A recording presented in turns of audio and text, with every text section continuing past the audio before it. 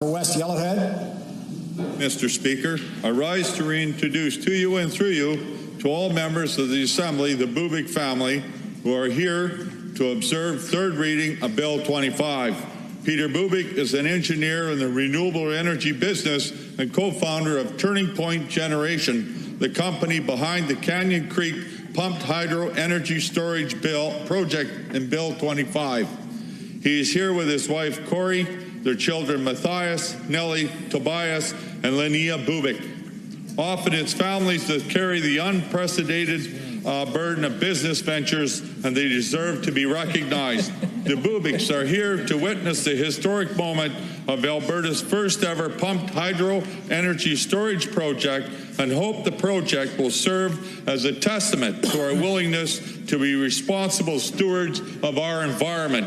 I ask the Bubiks to rise, and they already have, and receive the warm welcome of the Assembly.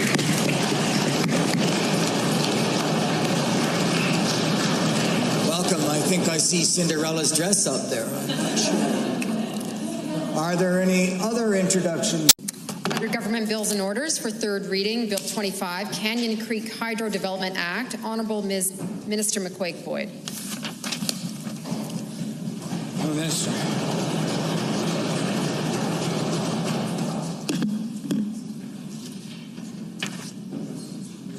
Thank you, Madam Speaker. It is indeed my honour to rise today to move third reading of Bill 25, the Canyon Creek Hydro Development Act. And it's a further honour that we have the owner of Turning Point, Peter Bubik, and his family here today to witness this third reading. Mr. Speaker, Madam Speaker, this Act rises out of requirements in Sections 9 and 10 of the Electric Energy Act. The passage of this bill would allow the Alberta Utilities Commission to issue authorization to construct the Canyon Creek Pumped Hydro Storage Project near Hinton. It would also allow the AUC to authorize operation of the facility at the appropriate time. While this Act meets our legislative requirements to grant the appropriate authority to the AUC, it does not remove any of the regulator duties of that body or the Alberta Environment and Parks approval requirements. And that's important. As we know, this project brings real economic benefits and opportunities, which I know are exciting for the local area and exciting for the member of West Yellowhead, who is a co-sponsor on this bill. But you know, it's also important that the environmental processes are still in place. I understand the opposition questioned the province's system of environmental approvals and timelines during discussion, so I want to address that and be clear. Albertans deserve to be confident that our regulatory system works to protect and manage our water resources properly. But they also deserve to know that this system imposes no unnecessary delays that would undermine opportunities for economic development. Albertans can be confident that we are doing everything we can to marry both those objectives. The Water Act approvals process, when we took government in 2015, had been aggravated long before that and was further aggravated by the floods of 2013. When we came to office, we found a system that was fraught with delays and complexities, but we took action. Since 2016, we have reduced the backlog of applications by 20%. This is despite the fact that the volume of applications in the last 2 years was higher than in previous years. So not only are more works planned and underway in Alberta, which is a good sign for economic recovery, but we are processing those applications more efficiently. Still, given the system that we inherited, some applications continue to take longer than we'd like, and that's why we were doing the long overdue work of improving our systems and streamlining our processes, like moving to online applications. It's also why we have developed an environmental approvals plan to reduce times for approvals under the Water Act, Public Lands Act, and APIA. We are tackling this backlog and confident that we will eliminate a problem that we did inherit. Canyon Creek project, along with hundreds of others we received this year, is benefiting from the improvements that we made in that process. So with that, I'd like to thank all my colleagues in the House for supporting this bill. and allowing the private sector proponents of this project to move forward in their development efforts.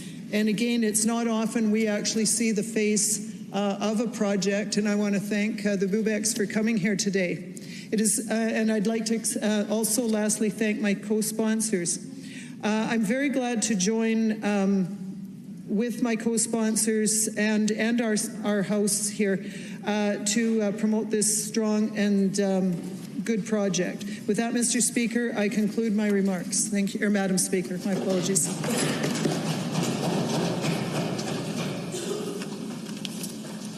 The Honourable Member for Innisfil-Sylvan Lake. Thank you, Madam Speaker. I would just like to comment again on this third reading of Bill 25, and I rise to speak on it, the Canyon Creek Hydro Development Act, and the fact that we've had to have this debate in this Assembly just shows the serious indication of red tape in this existing legislation. And the Turning Point generation received approval from the Alberta Utilities Commission back in August, and for a pumped hydro energy storage project on Crown land 13 kilometers northeast of Hinton in the former Obed Mountain coal mine site. And the project is a 75 megawatt of green energy capacity over 37 hours of full capacity generation, acting as essentially a battery with 80% efficiency. And now, Madam Speaker, it's November 29th. The NDP held up this bill, and we could have had this passed a lot sooner.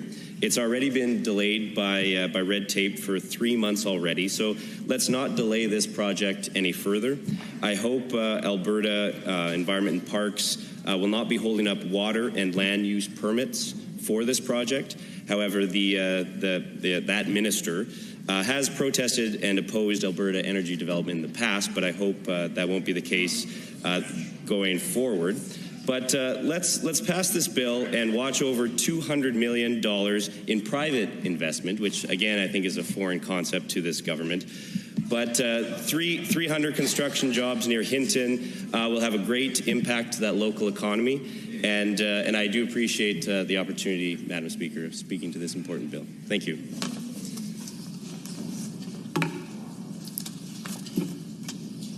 The Honourable Member for Athabasca Sturgeon Redwater. Thank you, Madam Speaker. I'd also like to rise and speak in support of Bill 25, Canyon Creek Project proposal. I will try to be brief, and the other speakers have already spoken a bit more of the details of the project. What I'd like to do is highlight what is admirable about it, and also how it demonstrates a clear contrast between ourselves and our predecessors. It's almost a metaphor, Madam Speaker, for the direction that we're taking in this province and compared to the direction it had been previously. Before talk about that, I would like to very strongly commend the MLA for West Yellowhead for his advocacy for this project. He's done his legwork, and it was because of that I felt quite comfortable being able to co-sponsor this, because I know he'd spoken to the stakeholders, on the initial thing, and that the community was definitely behind it. And in fact, this is very welcome. Now, when I was looking into the wording of the bill, and it's a beautiful concept. I mean, it's been used. To my understanding, Ontario's had a similar type of hydraulic battery storage system that's been in operation since the 1950s. I know the United Kingdom has a very large, significant facility that's been set up tasked specifically to store excess, to be able to store the excess for wind power and to be able to balance out the power draw, and which does go to show that all the naysaying that renewable energy, especially wind power and solar power, were unrealistic and unworkable for the province. Some of this which was actually put about by our opposition. That there are simple technological fixes that are environmentally friendly and sustainable and quite affordable to be able to balance demand to power capacity. Now, as I go back to it, when I was looking at the location for this, for this new project, it's as the honourable member just pointed out previous to my speaking, at the old site of the Bubik coal mine. I remember this site quite well, Madam Speaker, because I live in the community of Boyle, which, like many of the communities in my riding, as well as many communities, period, draw our water from the Athabasca River.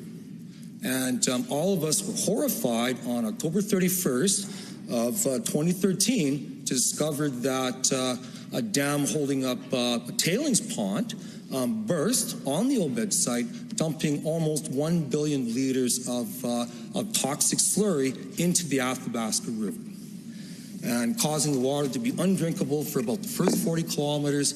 And the long-term effects of this spill are still remain to be determined. My family drinks from this water, as thousands of other Alberta families, and it was something that obviously was upsetting to us. And what was also very upsetting was to discover, due to the auspices of the Auditor General in 2015, that in fact this dam had never even been registered by Alberta Environment. It had never been inspected, and they had no record of this, and so there was no due diligence, there was no oversight, so when it burst, there was no warning. And whatever steps might have been taken couldn't have been taken because nobody's watching. And after this fact, of course, the coal company was fined $4.5 million. And the Auditor General's report was damning on this in 2015, and basically pointed out that there were over 1,500 dams within the province of Alberta, and that the government did not know where these dams were. They did not know the status of these dams, and they didn't even know how many had been registered. And of course, the ones that they did know about, many of them hadn't been inspected until the 1980s or 1990s. Our premier, a private member at the time, characterized this as gross negligence, and I think though that was a very apt description of it. Now, why do I think that this project in that sense stands as a metaphor for the type of situation we find ourselves in as a province? Well, the previous member talked about red tape. This is a theme that the opposition likes to harp on, and, get rid of red tape, get rid of red tape.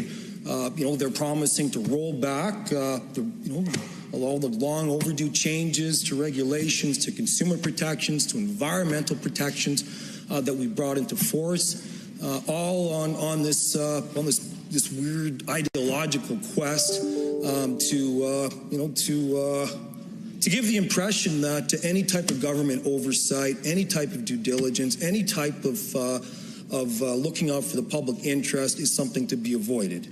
And I think that this bill it gives you kind of an object lesson in what can happen when you don't, when you don't do due diligence, and when you're lackadaisical with your responsibilities as a government, which unfortunately characterized our predecessors, far too often. And even more unfortunately, which the opposition promises to bring back to the province, if they become the government in 2019. And I don't think that's a good direction for the province to be going in. Obviously, what type of direction should we be going in? Well, we should be going in an environmentally friendly, sustainable way. We should be acting progressively rather than regressively, and we should be supporting projects like this that make sense to the community, that make sense environmentally, and make sense to, in fact, humanity by responsibly doing what we can to reduce our carbon usage while being able to maintain our economy and all the good things that economy brings to us. And so, I'm a big fan of this project, and I urge all members to support it, and it was an honor to be able to speak on this. Thank you, Madam. Any questions or comments under Standing Order 29-2A? Seeing none, the Honourable Member for Chestermere-Rocky. Thank you, Madam Speaker, and thank you to everybody who's speaking about this. I just wanted to say, one of our news members from Minnesville, Sylvan Lake, I want to thank you very much for your passion on this and for having the energy and just so much knowledge that you're showing on this at very small amount of time that you've had in this legislature. So thank you so much for that work. It's pretty impressive. I wanted to actually mention to the Honourable Member across the way, you're talking about a metaphor. And what you just described, thank you very much for bringing that up. It's a very, very important piece of information, and you're right. There's absolutely things that are needed to be looked at with the environment that need to be fixed and changed, absolutely no doubt. However, what I find interesting is that you speak about that with such passion, and legitimately so. You lived there. It was your drinking water, absolutely. And yet, you're okay with your government postponing this bill and with pushing it forward and with the red tape that's actually disallowing this kind of infrastructure to go forward. Why this is like a piece of low-hanging fruit. This is a fantastic idea. So why are we waiting? Why isn't this going forward? So to your point, I'm not quite sure I understand the red tape that's holding this up at all. And again, I thank the member from Minnesville, Sylvan Lake, for bringing that forward. It's part of the issue that we have with so many of the things that are going on is the inability to actually get things done like this. There's a regulatory burden, and the AUC had already approved this project.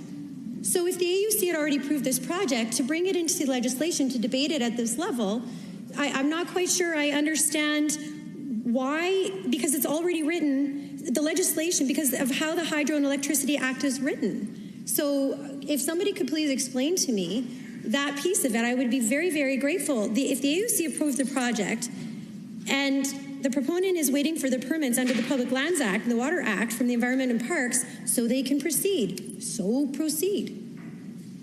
Correct? Am I understanding this correctly?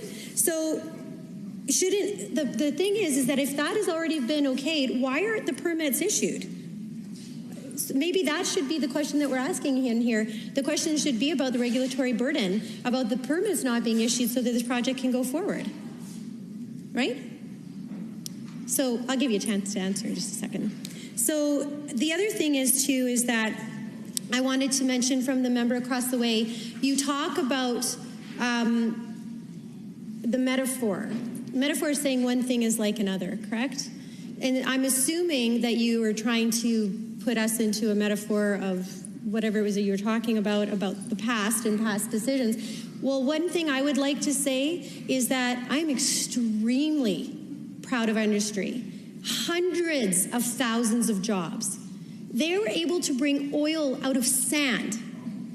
This is an industry that is the greenest in the world, and if you have not figured out yet that it is our responsibility to tout the energy industry in this province, you are sorely mistaken.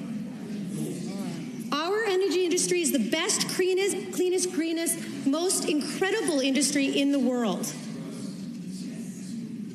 And it happened long before any of us were in this legislature. And if the members on the government side are still going to continue to advocate against the very people of this province that's grew to this province, to the privilege that all of us have to be here right now, it brings into question whether or not you actually understand how this province was built. So I would like to thank the government for this piece of legislation. However, the red tape that it took us to get here is a little bit disturbing, considering that this project was already passed by the AUC and only required the approvals to be passed for the approvals and permits to be issued by Environment and Parks. Thank you. Questions or comments under Standing Order 29-2A? The Honourable Member for Airdrie. Speaker, I'll just be very brief. I would like to offer some comment, more importantly to Molly and Brady, my children who are saying hello and watching online right now. Thank you very much, Madam Speaker.